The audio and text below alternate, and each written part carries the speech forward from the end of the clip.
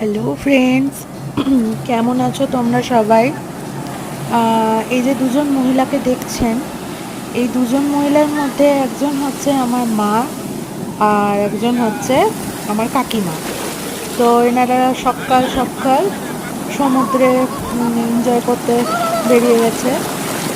আমরা কিছুদিন আগে পুরী ভ্রমণে গিয়েছিলাম ফ্যামিলি মিলে।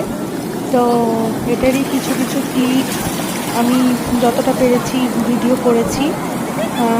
এই যে এরা দুজন সমুদ্রে এনজয় করছে, স্নান করছে, কেউ জল নিয়ে এনজয় করছে, কেউ আবার ছোট ছোট কড়ি, শামুক এগুলো তুলছে।